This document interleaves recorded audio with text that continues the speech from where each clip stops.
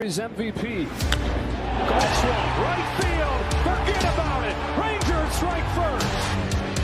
Goes after the first one. Drills a high fly ball. Left center field. This game is tied. From Javier. Seager hits a high fly ball. Deep right field. A bomb into first. Drive. It's tied.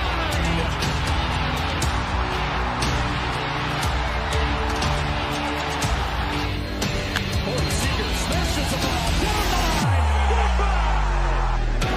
Now Seager to right center field. Way back there. Good again. Corey Seager does it again.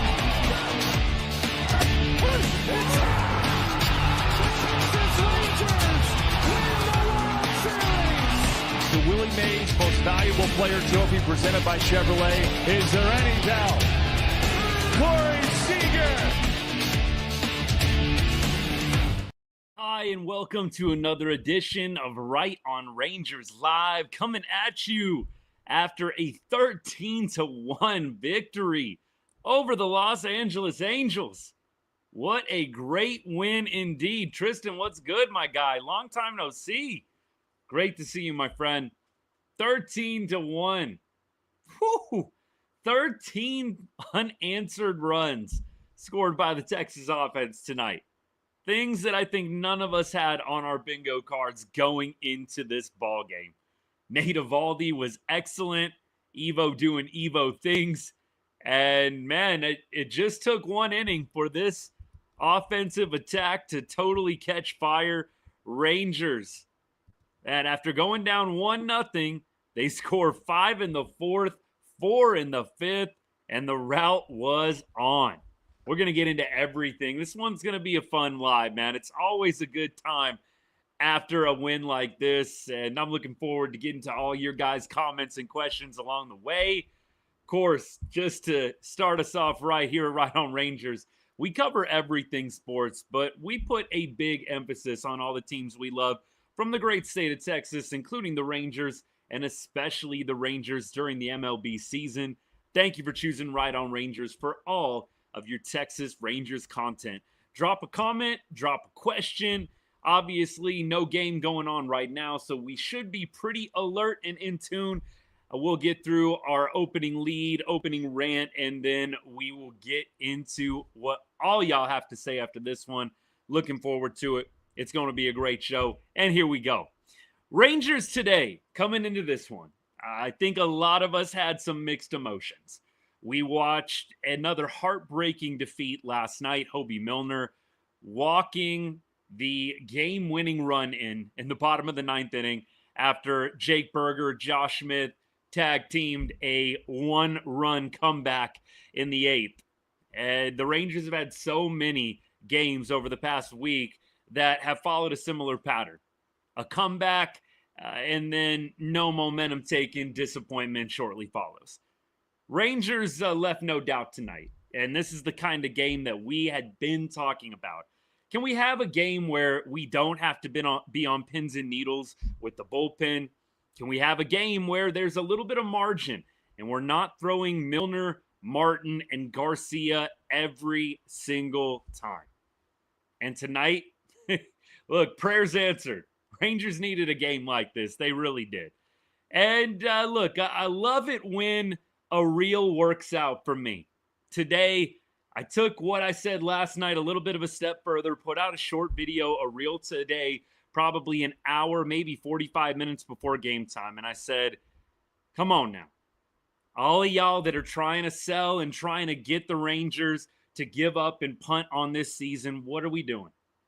What are we doing? If you are a diehard, what are you doing? It does you no good to be right on July 8th, whether or not the Rangers are going to be buyers or sellers in a few weeks.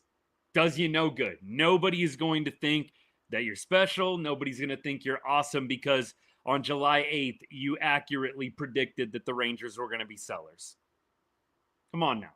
Nobody's celebrating with you for getting that prediction correct. Now look, I'll give a prediction. I'll give a prediction of what I think. But by no means am I going to sit here and champion that the Rangers are going to be sellers in a few weeks. We're going to see how it plays out.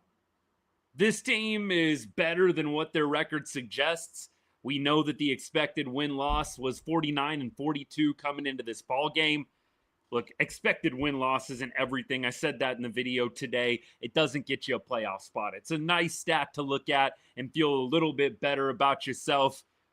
But legitimately, I do think that the Rangers are a better team than what the record suggests.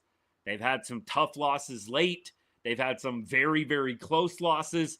In fact, 16 losses in one-run games in 30 tries. Rangers are definitely a better club than what the record suggests. How much better? I don't know. But I do think that they are a better team. I think that they probably should be tied for, if not slightly leading a playoff spot, based on some of the totally, first of all, unlucky breaks that they've gotten along the way, hitting-wise, along with some meltdowns late that probably shouldn't have been. It's all in the past. All you can do is focus on the games ahead of you. And you've got about, let's see, how many left in the homestand? You got 5 left in the homestand. Or excuse me, on the road. Forgive me, long day. You got 5 games left on the road trip. You're 2-3 right now. If you go 3-2 the rest of the way, it's a 5-5 road trip. And I think that that's respectable. I don't think it's awesome. I think it's respectable. Would I love for this squad to go 6-4 on the roadie? Yes, but that is going to involve having a very, very good stretch of games. You're going to have to go, 4-1 over your next 5? Not the easiest thing to do, especially with Houston coming down the pike on the weekend. I think 5-5 definitely. 5-5 definitely respectable. Not awesome, but respectable. If you can figure out a way to go 6-4 on the roadie, I think that would be phenomenal. I think every Rangers fan has got to be thrilled with that. ZG, appreciate the gifts, by the way, brother. Thank you so much. 13-1 final. Don't give up. I think that's the moral of the rant to open up our show today. Don't give up. What good does it do? I know that we get frustrated with this squad. I know that it's painful watching some of the games that we've experienced. Late heartbreak last night, obviously thrown right into the pot of that mix. But don't give up. Look, they're going to figure it out in the next 2 or 3 weeks, buyers or sellers. You don't need to try and be right. Are they going to be a buyer or a seller? I'm going to tell you what my prediction is at some point during the show. But I don't need to be right, and I don't want to be right. I want the Rangers to be in a playoff spot in a few weeks. I'd love for them to go out and buy and improve the offense, maybe get another bullpen piece. I'd also be okay if the Rangers stood firm and just played it out with what they have. I think that there is an argument to be made that the Rangers would do well to not give up prospects and to just see if you can get across the finish line with what you've got and not trading away any key pieces on the farm. I see arguments both ways. Again, I'll give you my prediction before the show is over. But I'm going to sit back and enjoy these next 2 weeks of baseball. I don't know what's going to happen with Texas. I don't know if they're going to figure it out or not. What I do know is I'm going to support this team till the end, till the percentage of making the playoffs says 0. You will see me continue to hold out hope. And that's what I've always branded myself on and prided myself on is optimism. It's a lot of negativity out there on social media. And look, I'm going to tell you how it is 9 times out of 10. But I'm always going to go glass half full.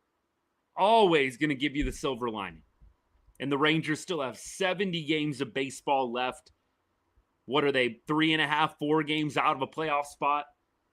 You've got plenty of time. You've got to figure it out quickly.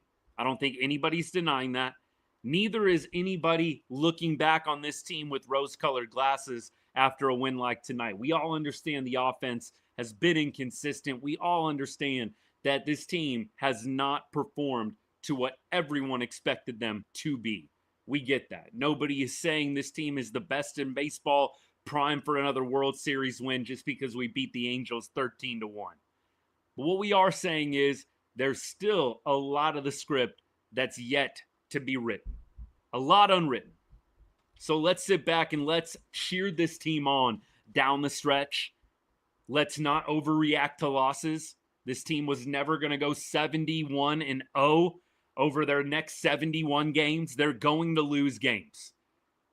So can we stop with the emotional arson, as I coined it today, after every loss? This team is going to lose more ball games down the stretch here, y'all. Don't overreact after losses. This team has a lot of baseball left to play. Keep the faith. I'll be here. Whether you're on my page or not, I'll be here, and you're welcome anytime. But keep the faith. We keep going, and now we get into questions. Let's get to it. I want to hear what y'all have to say. Look, I went on for about 5 or 10. Let's see what y'all got to say, all right? Ninja, Discord is for anybody who's a paid subscriber or member on YouTube. By the way, I'll drop that comment right now in the chat. So if y'all want to be a part of the Discord, kind of the one thing that I do here on the show that costs just a little bit, it's $2.99 a month. If the Discord interests you, it's an awesome community, great group of people. Would love to have any of y'all a part of it. It is the one thing that I've monetized a little bit here on the channel. So if you're interested in that, again, copy and paste that into a browser of your choice, and I will get you into the Discord after the show. If you're on TikTok, hit that subscribe button right next to the chat. Let me get to the comments here. Am I a Stars fan? Casually a Stars fan. I do like the Knights being out in Vegas for the last 2 decades, basically. So I do like the Knights. I do love the Stars as well. Childhood team, so always cheer for them. If they're playing the Knights, I'm probably going to roll with the Vegas team, just being totally real. But I do like the Stars. Always cheer for them to do well. But the focus here on the show is definitely more basketball, NBA, NFL, college football, and then, of course, Major League Baseball. We keep on going. From Las Vegas, I guess originally I'm from Arlington, grew up in the Arlington area, went to Arlington High School, I've spent time at different spots here and there, but probably Vegas and Arlington, the 2 places that I identify with the most at this point. Tristan, I'm ready for college football too. Football in general is going to start heating up. Although I do hope the Rangers make me have to get stretched thin with my attention span, man.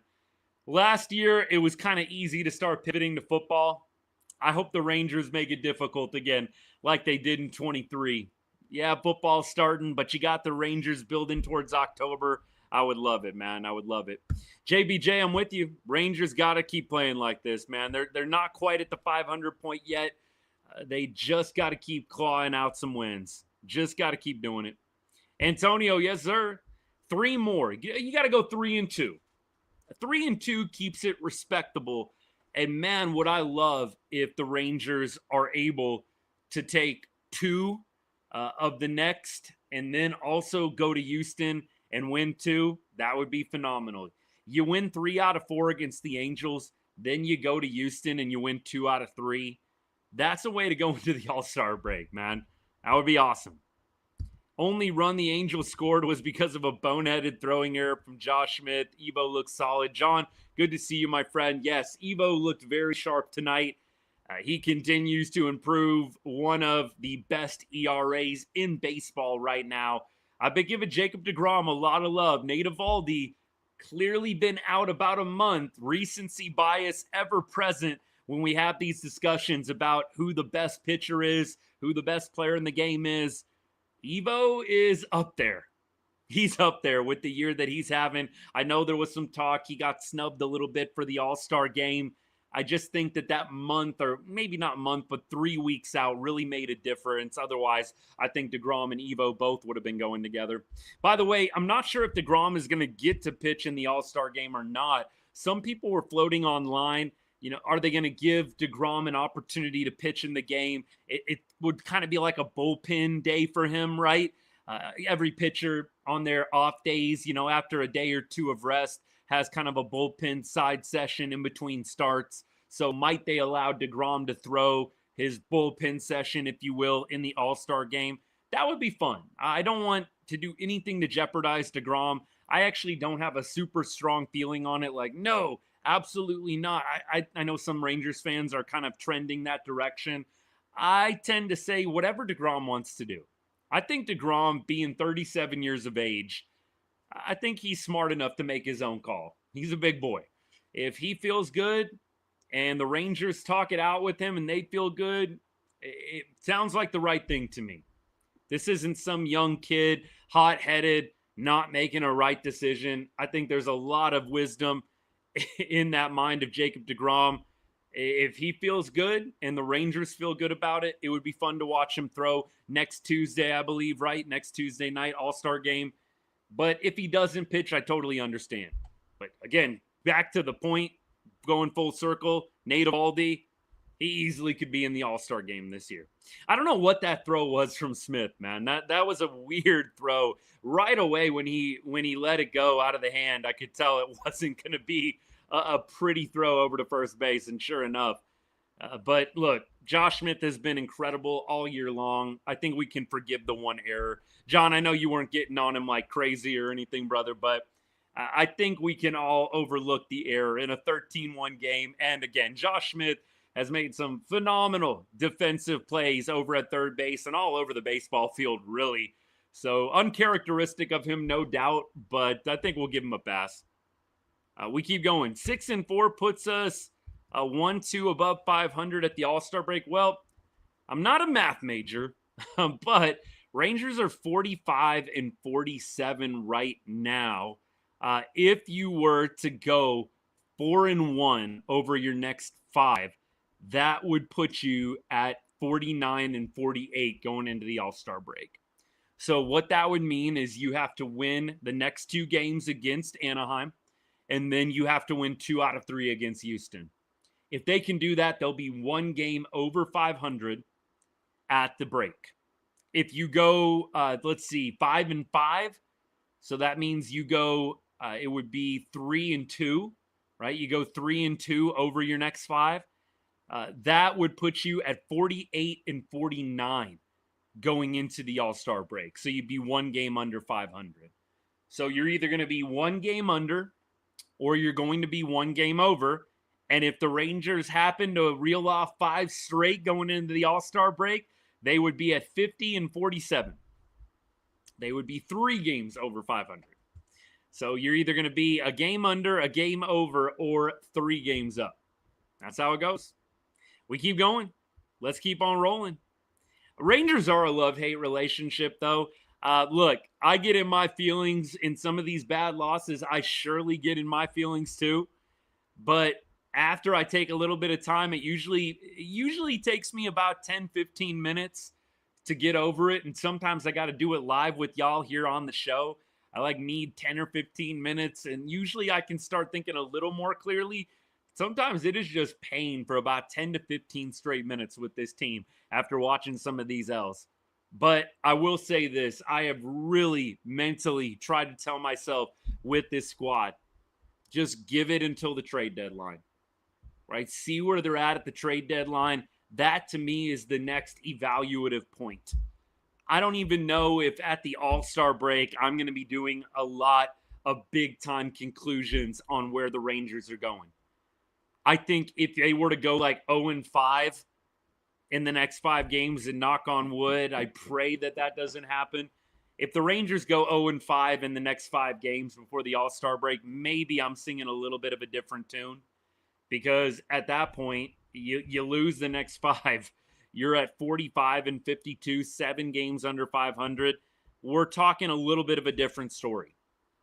But barring that epic collapse, I think that it's probably going to be more likely that you can make a more definitive conclusion on this ball club at the trade deadline or closer to it. That's my take. That's when I'm doing my next evaluation, barring, like I said, total meltdown. We keep going. Evan Carter pitching, man. No, they want to give Zeke Duran an opportunity to continue that scoreless streak. And shoot, he did it today. How about that? We keep going. Hey, appreciate you tuning in. Thank you so much. Appreciate you. Coming from Mexico. Love it. Love it. Thank you for watching the show. Means a lot. They've been selling lately since sweeping the Dodgers, and I saw them use 3 players with 0 ABs. Is this from injuries or what? Look, I got to admit, I have not had my eye on any other scores tonight. Just locked in on the Rangers game, so y'all are going to have to help me out. I'm looking right now. Looks like the Mariners lost tonight.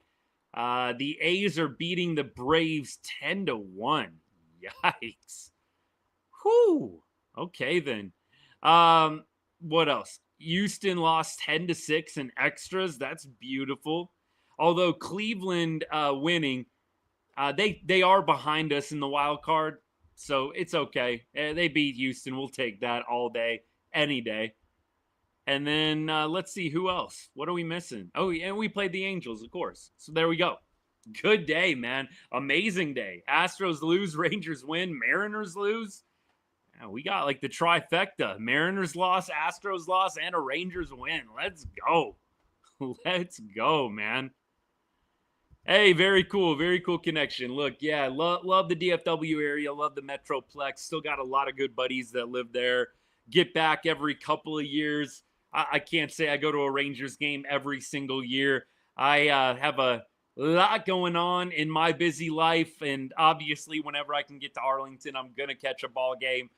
But feels like every 2 or 3 years I make it back. Always go to a Rangers game out on the West Coast. Just went to 2 games in San Diego over the weekend. Saw at least one winner, so that's a positive.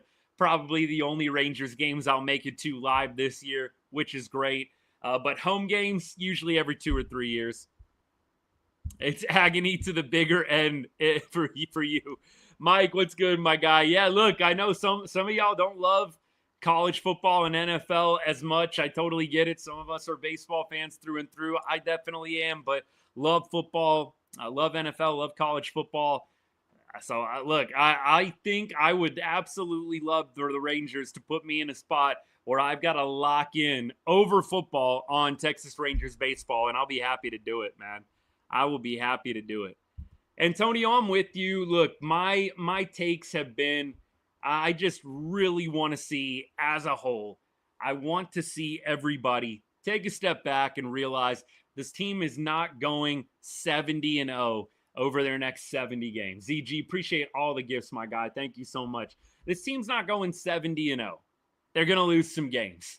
So we don't need to have as low of lows as what we've been having after every single loss. This team's going to lose some games. Now, you hope they can do something like, go 45-25. That would be awesome. 45-25 over your next 70. But you're not going 70-0. You're not going 70-0. So let's take a breath. Let's take a breath. Let's enjoy tonight. If they drop one tomorrow, it's not the end of the world. You'd love to get the next 2. Absolutely would love it. But it's not the end of the world. You've got to let things play out. See what's going on around you in the wild card race. Division is going to be tough.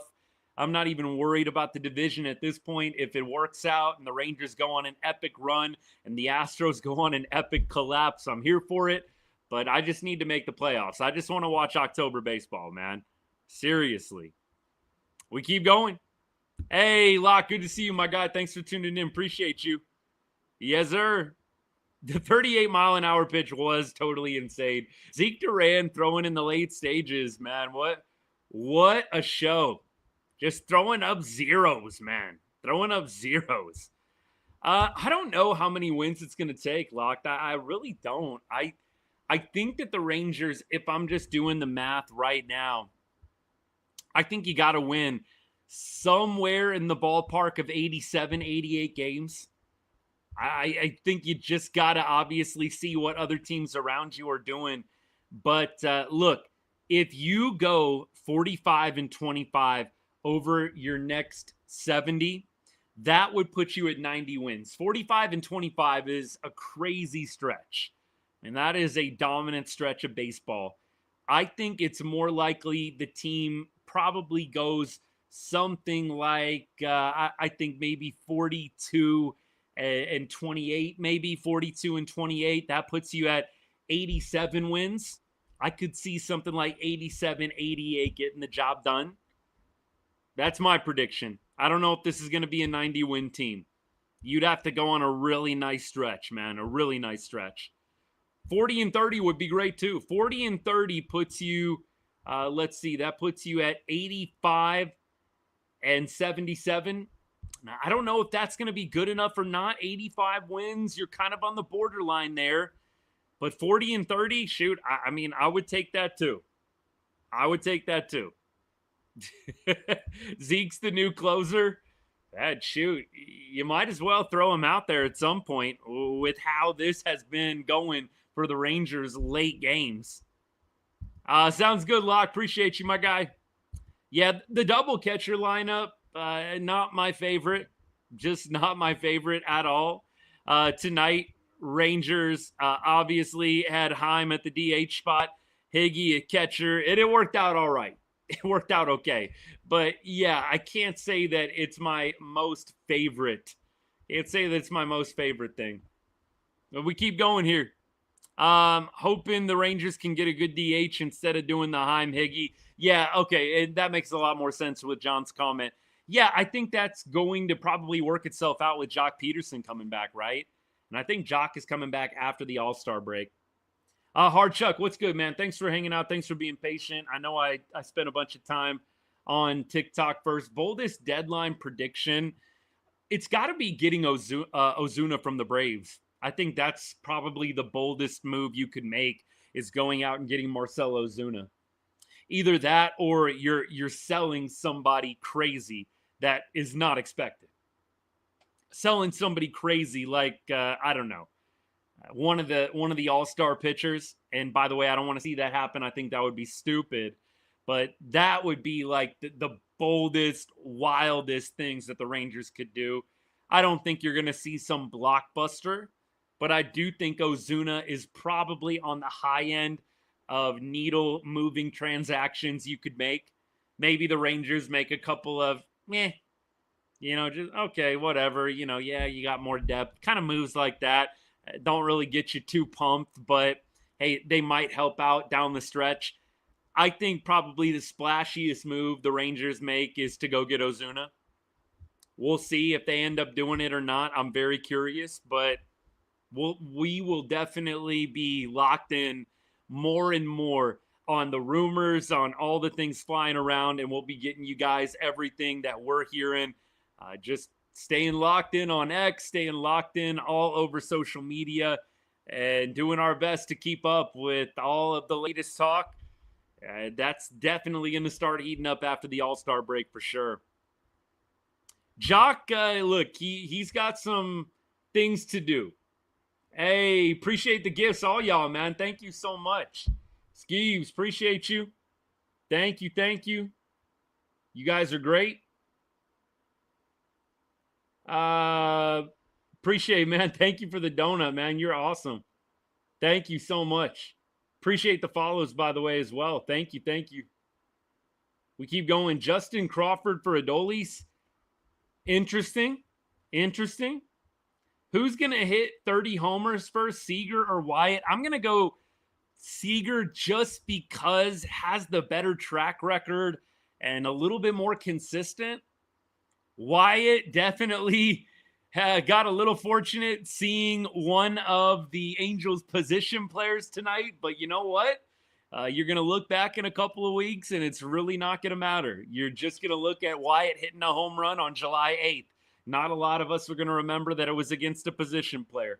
Maybe the diehards, but good to see Wyatt having a good game today. Let me talk about Wyatt for a second, actually. Appreciate the follow, by the way, Colt. Thank you, sir. So I made a comment during the game. I tweeted it out during the game, by the way. I post on X, Blue Sky, Facebook, and Threads. And then, of course, do all my live streams on X, on YouTube, and on TikTok. So I posted during the game, the Rangers are not going anywhere in 2025 if Evan Carter and Wyatt Langford cannot figure it out. And this was after their first at-bat where both of them had opportunities and came up short. And then right on cue, both those dudes, very next AB, came through with back-to-back doubles that really opened up the game for Texas. And so I want to draw some attention to those two guys. Probably going to be the topic of my next reel that I'm going to put out tomorrow. I think a lot of us have kind of fallen into, hey, how Seager and Simeon goes, the Rangers offense goes. And I'm not saying that that's totally untrue. I'm not saying throw that out the window. But I do think the Rangers are totally going to unlock a new level if they can get consistent production out of Wyatt Langford and Evan Carter. Wyatt Langford more so because he plays every day. Evan Carter, obviously, he's playing every 3, every 4, or getting a day off every 3 or 4 games. But Wyatt Langford for sure, if you can get that guy producing, this team's capabilities, this team's ceiling gets a lot higher. And I know that some people, when I get on Carter, when I get on Langford, clap back a little bit. Well, they're young, they're developing. I get that. I get that Langford and I get that Carter are young and developing. But can any of us deny the fact that CY, Venstermaker, Figueroa, all those guys, they built this offense. The entire offense was predicated on those two guys producing. CY did not make the lineup, did not make the offense. Hey, you know what? If Carter and Langford are total black holes, they're young and developing, so who cares? That's not at all what the mindset was with Evan Carter and Wyatt Langford coming into this season, coming into 2024. The mindset was those guys are going to produce, and they are going to help the team now. And so anybody that excuses Wyatt Langford, Evan Carter, young and developing, okay, you're not wrong. But you also have to consider the other side of that, which is the Rangers, before the season began, they bet on Carter and on Langford contributing in meaningful ways to this lineup and to this offense. And up to this point, it's been streaky, it's been shaky, it's been inconsistent. If you can get those two dudes raking at the same time, it is really going to be tough to put a ceiling on this offense, especially if you've got the standards of Simeon and Seager already cooking in the lineup. I would love to see Evan Carter and Wyatt Langford really find their groove and take off. I think if they do, this team takes it up a notch to a whole new level. We'll keep going. Rowdy Thelez, Homer, and Round Rock Young 2 for 3. Hey, there you go. Somebody else brought that up. Mike, you brought that up. There you go. Young was 2 for 3. It's good to see. It's good to see. You hope that Josh Young, exactly what we said happens. The Jake Berger special. You go down to Round Rock, you get your groove back, you get a little mojo, you get the confidence brewing, and now you come back up to Arlington and start raking. That's the plan, and that's what everybody should be cheering for. I'm going to talk about all the alternatives on the show. I know we all have our favorites, and Josh Young is one of my favorites. I know that I have said some things about Josh Young that have made some people go, no. But I think that at this point, there's only a few players on the Rangers that are truly untouchable in terms of their starting position on the squad. And it's not that many. I think that it's Langford, Carter, Seager, Simeon, and Smith. I think those 5 guys are the only guys that should have solid, totally untouchable, you are a starter next year in 2026. Those are the only guys I feel like that the Rangers are going to, or should, I should say, roll with next year as 100% no questions asked starters. The other 4 spots in the lineup should be up for grabs. I don't think anybody should have those locked down unless someone has a very, very strong second half. And then I think you can say to yourself, it's his spot to lose. If Josh Young can come back up from Round Rock, kill it in the second half, sure. I think it goes back to the plan that everybody had for Josh Young. Franchise third baseman and a huge part of the future moving forward. If he doesn't, I think in the offseason you have some tough questions to ask yourself. And I don't know if it involves Josh Young getting traded or anything like that per se. But at minimum, it involves, should we open this up? Do we give Walcott a shot at third base coming out of spring training?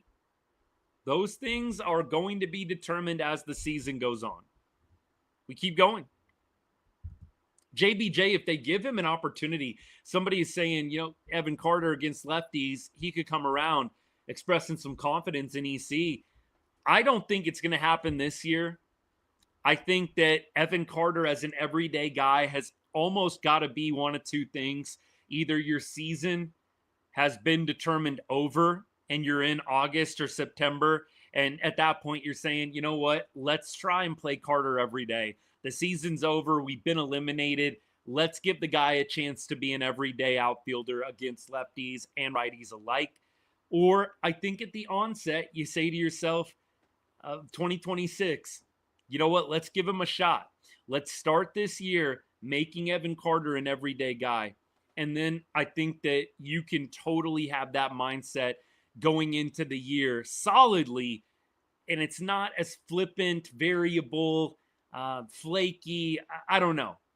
I feel like the Rangers are kind of in a mode right now where they're just trying to do whatever possible to win ball games.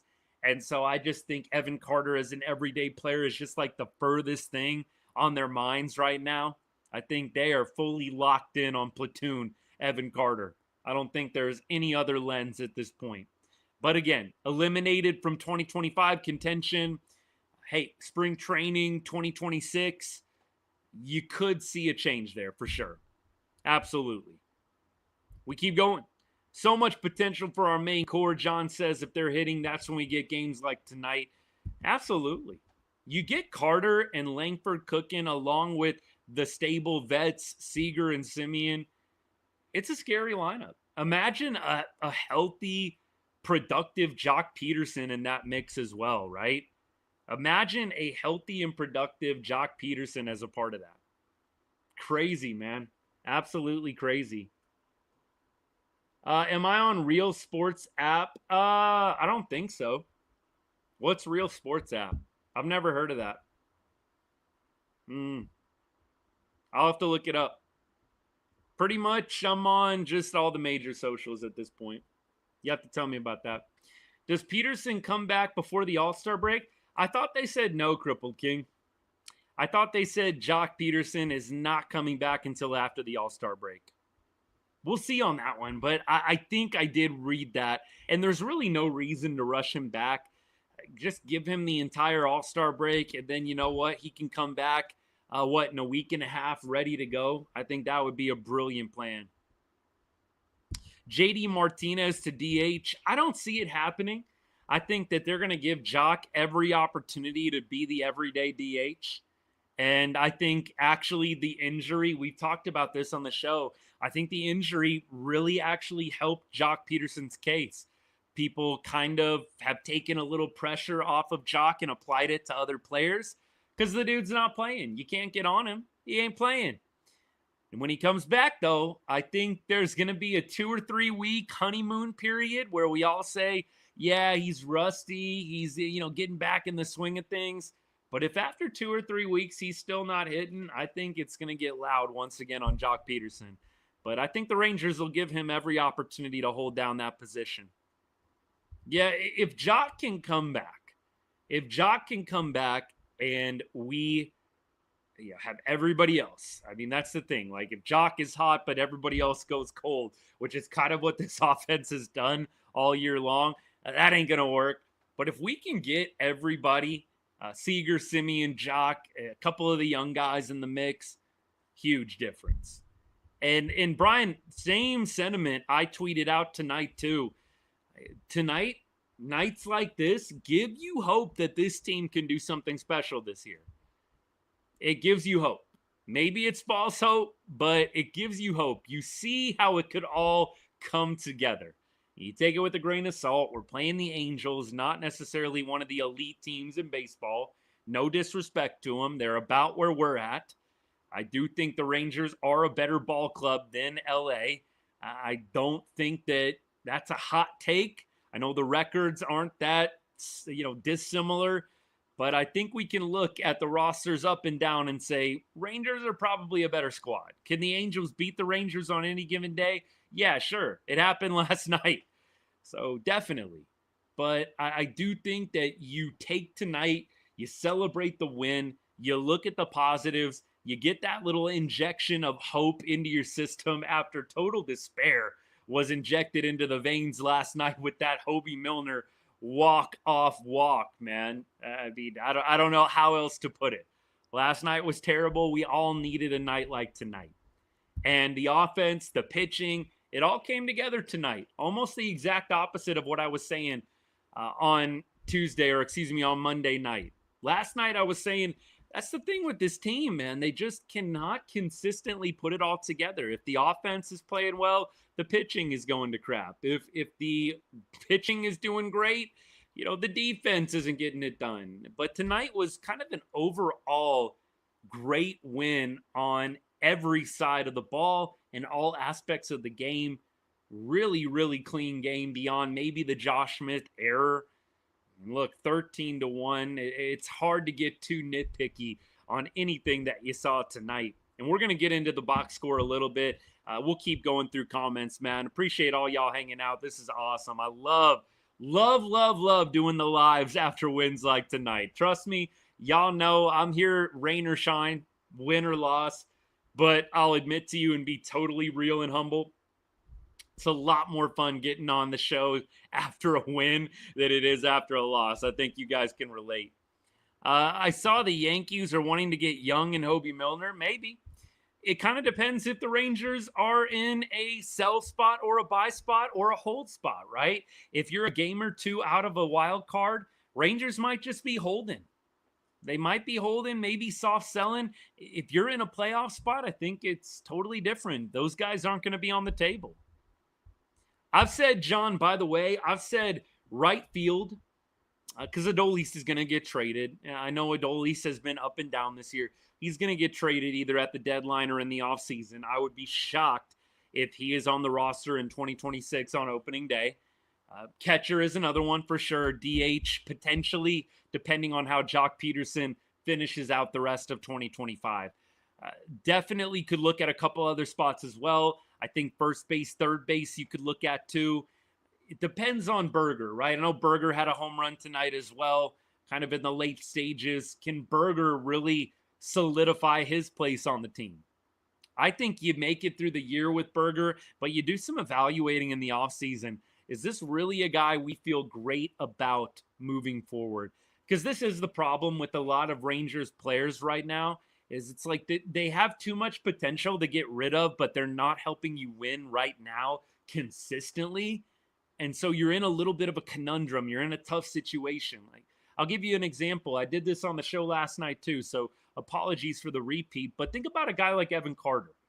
Evan Carter is way too high a potential to move on from, to trade, but he's not necessarily helping you win consistently right now.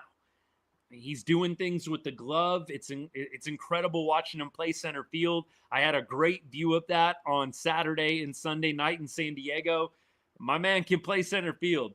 But look, is he killing it this year? No. But he's way too valuable long-term to move on from or to go to some alternative. And so you're kind of in a tough spot.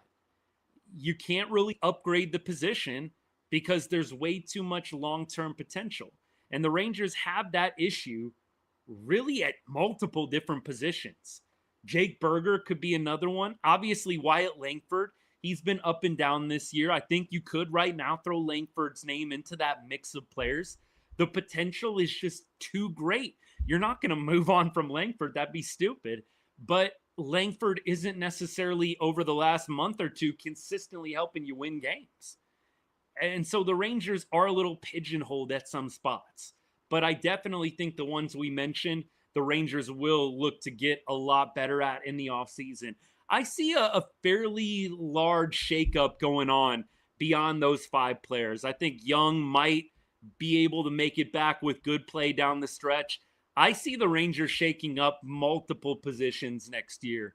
I really don't think you can just trot out the same dudes again in 2026. I think CY and Fenstermaker are going to get a little radical in the offseason and might not mean making big-time buys and super splashy free agent acquisitions. In fact, y'all, I want to be the bearer of bad news and kind of break it to you early. I am very curious what's going to happen in this offseason with the looming CBA expiring for the 2027 season. I am going to be very curious what the contract market looks like. You guys maybe remember how it went the last time the CBA expired. You had a very, very delayed start to free agency. Not like anything that was coming down from the league. Teams and players just were not signing deals because you just didn't know how it was going to go with the lockout and everything else. And so I think that this is going to be 2026. It's going to be an interesting year. You might see some deals that kind of make you raise your eyebrow, but they're done with the idea that, hey, there's a little bit of uncertainty coming around the bend in 2027. It's definitely going to be an interesting offseason. Again, 2026 CBA, we're still good. We're going to get a year of baseball in 26. It's 27, though. That's the big question mark. And so I think even though you're getting to play in 26, the contracts that get signed in the 26 offseason, they are going to take into account the potential lockout. And I wonder what the market is actually going to look like. We'll see what happens. We will see what happens. Yeah, Berger has played an outstanding first base. This is a really good point.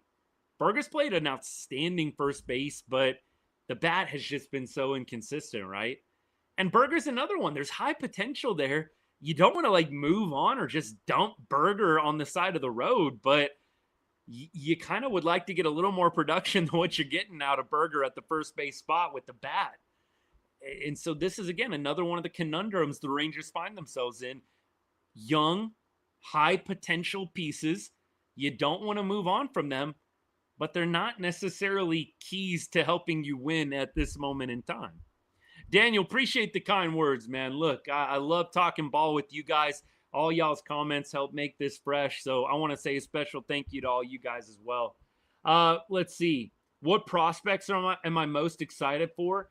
I think most excited definitely to see what is Malcolm Moore going to bring as one of the top catching prospects in the nation, in the league. So I think Malcolm Moore is actually pretty high up on my list. Teodo, I think, is going to be another one. I'm very, very curious about him. I think Walcott is kind of a gimme. That's why I didn't bring up Walcott right away. I think everybody is excited about Walcott. Like, everybody's excited about that dude. But I also really am excited for Teodo and also really excited for Malcolm Moore. I think he is going to be a really, really successful ball player. I don't think Hall of Fame and all that, I'm not going there. But I think he's going to have success in this league. Just having watched him and some of the different games and things that have been posted online about him, I'm getting a good vibe. I'm getting a good feeling. Maybe I'm totally off base, but I'm excited for Malcolm Moore as well. Let me keep going. Let's see. Do I think it's the hitting coach? Yeah, look, I got to say this.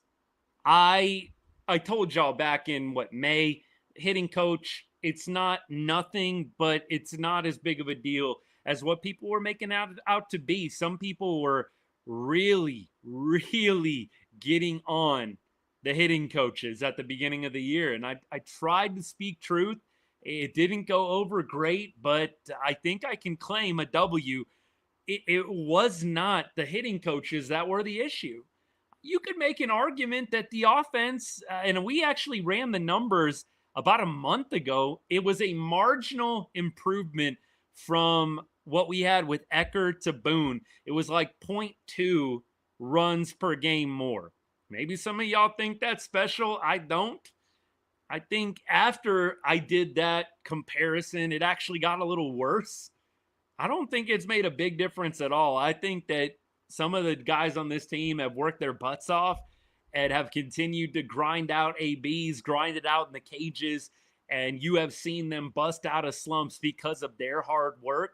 Yeah, I'll throw the hitting coaches a little bit of a bone. I'm sure that they contributed, but they're not the reason that some of these guys are turning it around. I don't give Brett Boone credit for Marcus Semien becoming one of the best hitters on the ball club and in the league over the last month.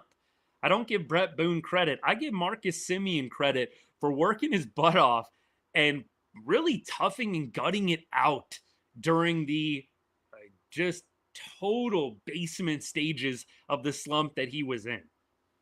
I give Marcus Semien full credit for the rebound. I don't give Brett Boone credit for Marcus Semien figuring it out. Do I think Brett Boone contributed? Yeah, probably in a small way. But give credit to the players, man. It's always the guys with the bats in their hands over the hitting coaches. I don't know. That's always how I've thought about it. I don't think I'm ever going to change my mind on that.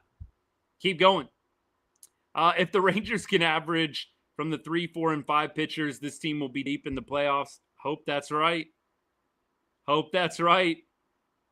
Yep. We keep going. John, appreciate the comments, man.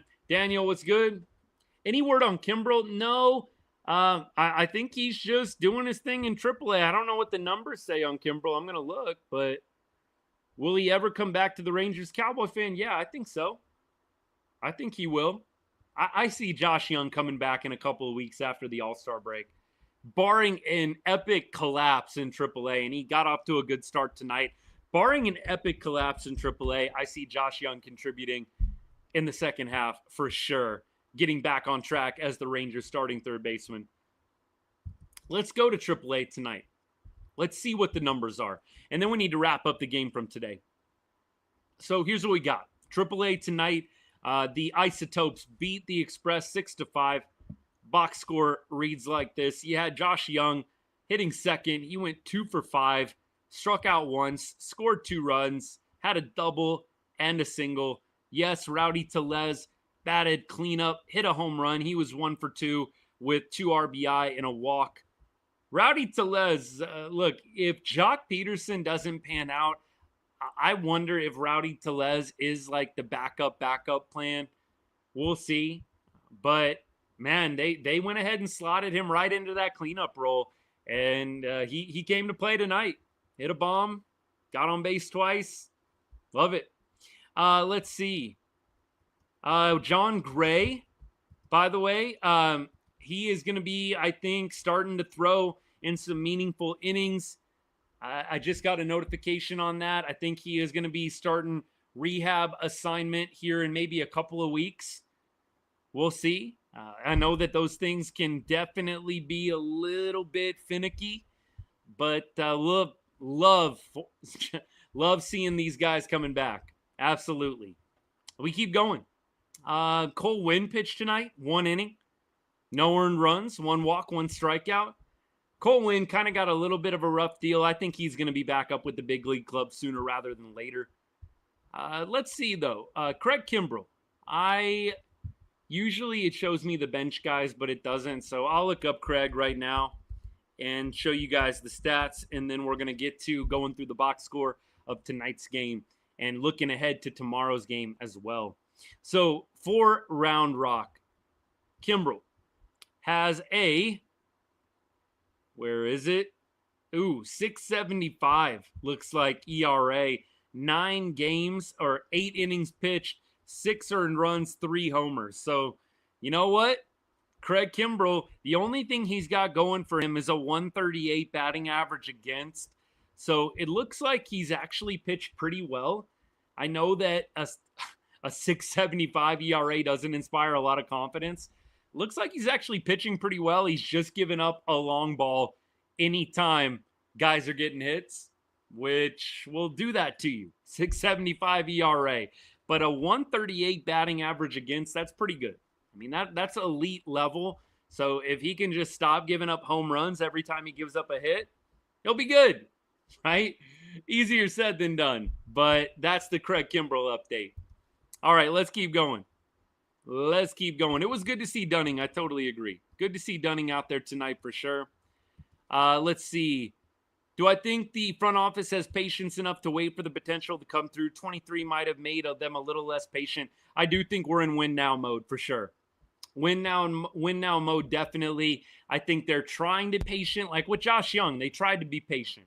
They didn't want to demote Josh Young, but finally he had played bad enough. They said, we got to do something different, right?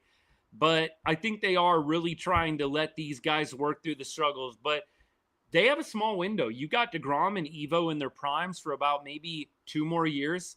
You want to maximize this window. So I tend to think this is kind of going to be the last year of patience with some of the old regulars. I think next year, if there is a slow start or even a bad ending to 2025, I think there will be changes made sooner rather than later. Absolutely. We keep rolling. Today, let's kind of close things up. Let's close the book on today's game a little bit here. Obviously, the stats got a little inflated as the Angels were throwing some position players, but Corey Seager, man, 427-foot bomb, 107 off the bat. Seager definitely on the rise right now. Let's look at Corey Seager's stats over his last 7 games. 346 average, 3 homers over his last 7 is Corey Seager. 5 RBI, 5 walks. He's got a 1277 OPS. 1277 OPS for Corey Seager over his last 7 games. And look, it still looks nice over his last 15. Over his last 15 games, Corey Seager is hitting 309 with what looks like an 1146 OPS. Is that good? Corey Seager's been killing it over the last 2.5 weeks. And if you can get Corey Seager, Marcus Semien cooking at the same time, all it takes is a couple of more guys getting hot behind them, and you've got a pretty formidable offense quickly. Corey Seager, great night for him tonight. Let's keep things rolling down the lineup. Marcus Semien did go 0 for 3, got on base with the walk, scored a couple of runs. Honestly, the box score is not crazy. There was a lot of big hits, but not a ton of guys going multi-hit. Seager, Langford, Berger were the multi-hit guys. Langford multi-hit came on that home run that he hit off a position player. But he probably, the numbers for him and Berger looked the gaudiest. Both Langford and Berger had 4 RBI tonight. Carter had 3 RBI tonight. And I think beyond that, Higgy had an RBI. Seager, we already talked about. But not as gaudy as you would expect from a 13-run game from the offense. But look, a great night nonetheless. Rangers, as you look up and down the box score, Josh Smith leading the team in average, 284. Behind him is Corey Seager and Evan Carter. Carter's at 267, Seager at 256. So it goes Smith, Carter, Seager. Not sure what the qualifications are like. I don't know if Evan Carter and Siegs have played enough games technically, but that's how it stacks out for now. Corey Seager leading the team in OPS at 830. Josh Smith at 784 in the 2 spot. And then you've got Evan Carter, 770 in the 3 spot OPS. And there you go. Evo, 162 ERA. That would be, I believe, leading the league if he qualified. So it's going to be a short time here. If Evo keeps this up, he is going to be the league leader in ERA in no time. He is on a great roll right now. Looks very comfortable after taking almost a month off of baseball. The Mariners start was a little rough. You've really started to see Evo come into his own, though, over the last 2 appearances. Dane Dunning, I really thought that this was a big moment for him. I don't know how much longer he is going to be up at the big league club, but every time he comes in the game, I just want to see him do well. Got a soft spot for Dane. I just loved his story, grinding out, becoming one of the best pitchers on the staff in 2023, helping the Rangers in that World Series year.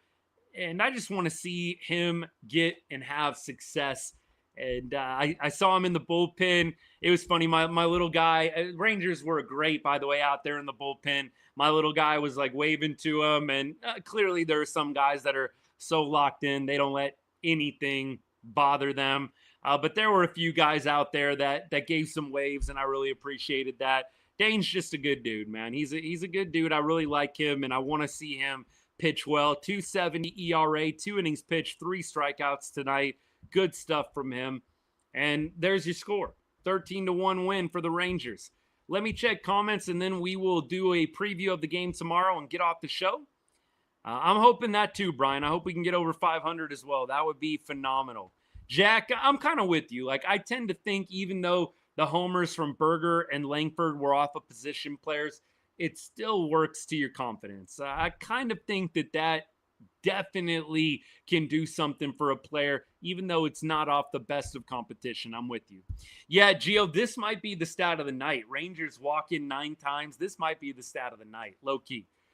The walks is just not something you see routine from this Texas Rangers team in 2025. So the 9 walks might be the best stat of the evening. Seriously.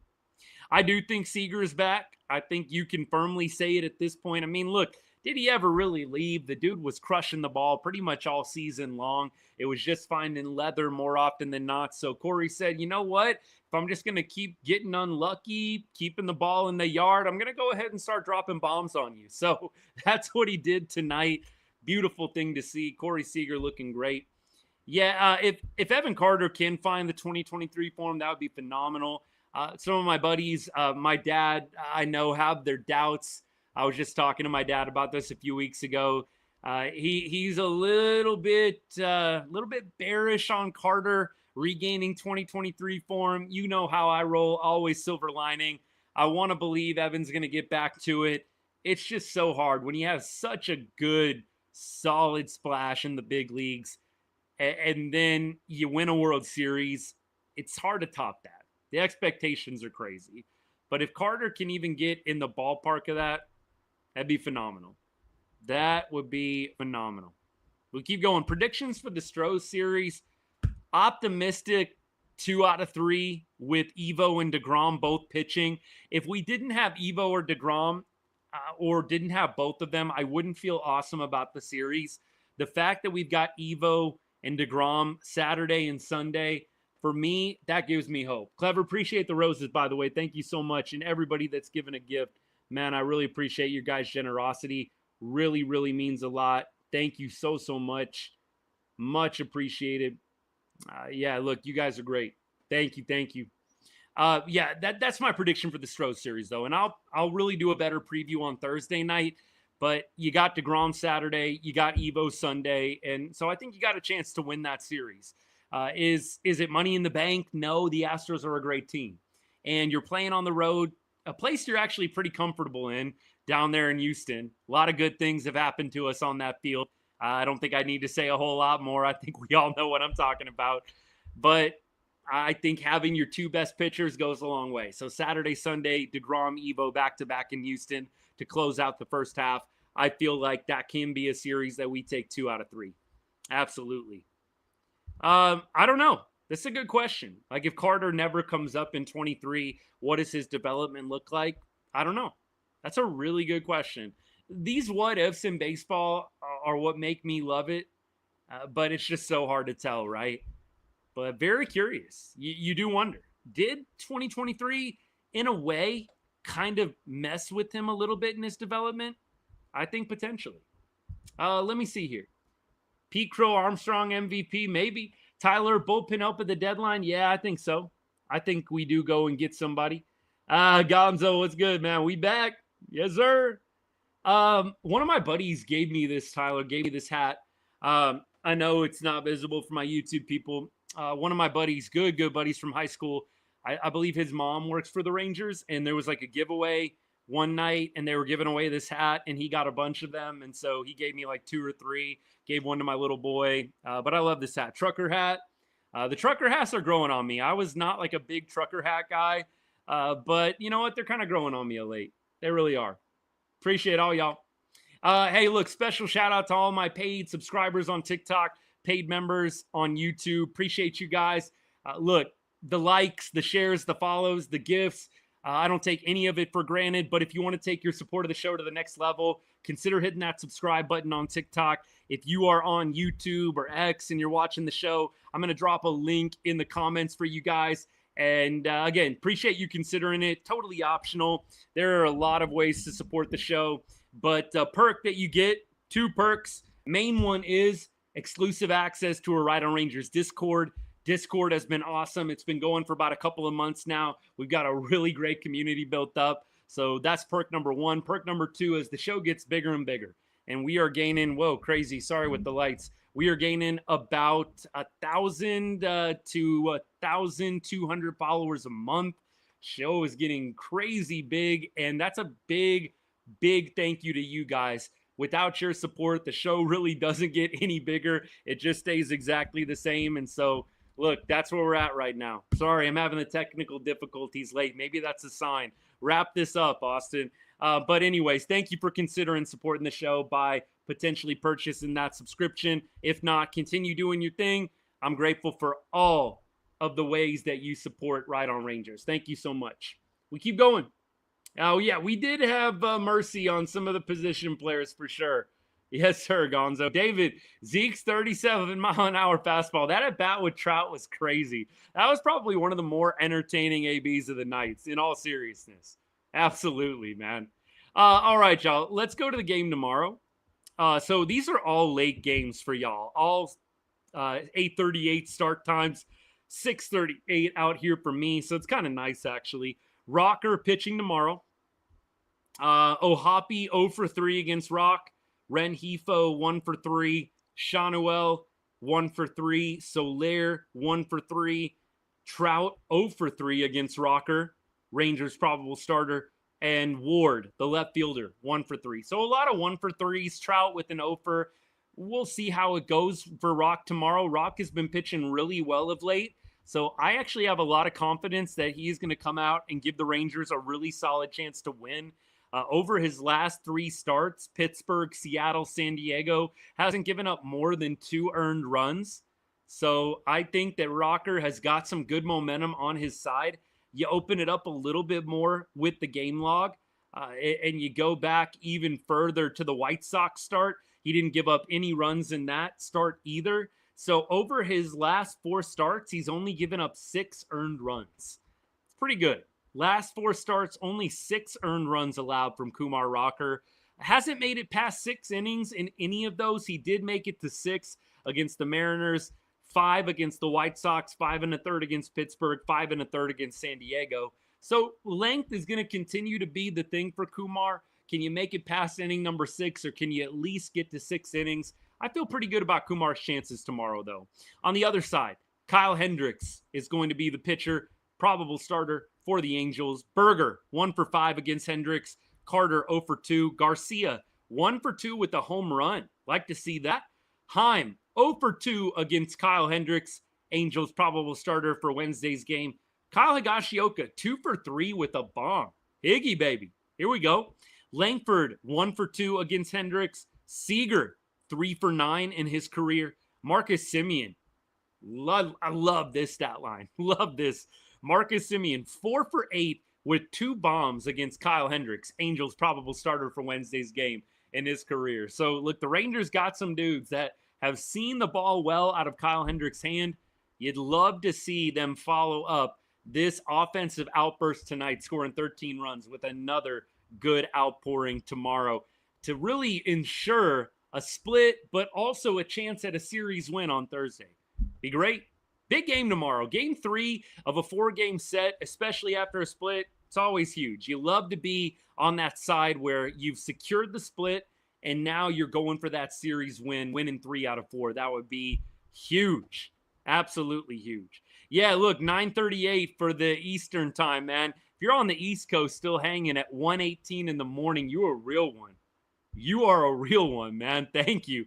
I appreciate you staying up late, man. Yeah, it's great for me. It's only 10:18 right now. So I love being a sports fan out on the West Coast. Like in college football season, you know, all those games that start at like 10:30 for people out on the East Coast. It's like 7:30 here. I'm just chilling. East Coast is one of the roughest time zones. I'm a big believer in this. East Coast, if you are a sports fan, it's probably the worst time zone. West Coast is the best because you get everything within a reasonable hour, man. Everything. And look, no shade at the East Coast. I think the East Coast is a great place, beautiful. Every time I go there, I'm amazed by everything you can see. It's a beautiful country out there on the East Coast, but it's not a great place to be a sports fan if you like keeping up with everything going on around the country. West Coast is beautiful. Man, I watch every single college football game. This is why my wife kind of hates it, in all honesty. The games start at 9 a.m., college football, and they don't end until about 11 p.m. So it's about a 14-hour range of college football out here, and it's all done before midnight, baby. Look, the 10 a.m. NFL games, I actually don't mind. I actually don't mind. I know I share personal stuff with you guys occasionally, but my family and we sometimes do church on Sunday mornings. Sometimes we do Saturday nights instead. It kind of depends on what we have going on. But the 10 a.m., yeah, look, I will say I like those games to start a little bit later if possible, but I do like you can watch Sunday Night Football, and when Sunday Night Football is over, it's not like you got to go right to bed. Like Sunday Night Football is over at 8:30 for me here. I'm chilling for a few more hours, hopping on, doing a live. If it's after a Cowboys game, it's great, man. It's great. All right, y'all. We previewed the game for tomorrow. Rangers win 13-1. Let's recap. Evo was excellent. Rangers scored 13 unanswered runs, 5 in the fourth, 4 in the fifth. I think I got that right. Wyatt Langford, Evan Carter really got the party started. Back-to-back doubles that opened up the game for Texas. So huge to get those guys going. Rangers going for the series split tomorrow. Potentially a series win on Thursday if they can get it done behind hopefully a great performance, another great performance from Kumar Rocker. That's the plan, and we're sticking to it. We hopefully will have a video out to you guys sometime in the mid to late afternoon. I think I've got my idea already. I think I'm going to go with this Evan Carter, Wyatt Langford tandem concept here. Really highlight those two guys, talk about how much they mean to this Rangers team. You know what? Inspiration sometimes strikes and I go a different direction, but that's what I got for you right now. So we'll be back tomorrow night going through hopefully another Rangers dub. That's the plan. It'll probably be another late pod, right? I'll hop on probably 10:30, 10:45 Texas time, and we'll make it happen. We will make it happen. Hey, Mountain Time Zone is perfect, man. Mountain Time Zone's a great time zone, too. I don't think that's a bad one at all either, man. Gio, I appreciate you, brother. Hey, thank you so much for all the support. Hey, we got the Cal Raleigh comp in. Kay, thank you. It would not be a show without a Cal Raleigh comp. It's always coming from TikTok, too. It's always coming from TikTok. Hey, again, compare me to MVP, millionaire making baseball players as much as you want. I'm here for it. I am here for it. Where can I watch the Rangers? I watch them on MLB TV, and then anytime they come out to the West Coast, we try and see if we can make it out there. We went to San Diego and watched Saturday and Sunday's games. It was awesome. It was awesome. We're so back, baby, man. I really try to not get my hopes up too high, but it is hard, especially after wins like tonight. All right, y'all. Love you. Appreciate you. Thank you for everybody that's a brand new follower to the show. Can't wait for you to tune in for future games and future lives. It's awesome. You kind of hopefully you've got a good feel for the vibe. We're chill. It's casual here. If we are live during a game, it gets pretty lit. I kind of go off the handles a little bit depending on the moment. I did not get on during the game today. It was well out of hand, but it's a lot of fun. So you're not going to regret that follow. Thank you so much for all the support. Again, special thank you to all my people on TikTok that gave gifts tonight. ZG, if you're still out there. Clever, appreciate you. I know there were a couple of other people as well. I just want to extend a thank you once again for your generosity. And thank you to all the ways that you guys support the show. And as I always say, to end every show, God bless and go Rangers.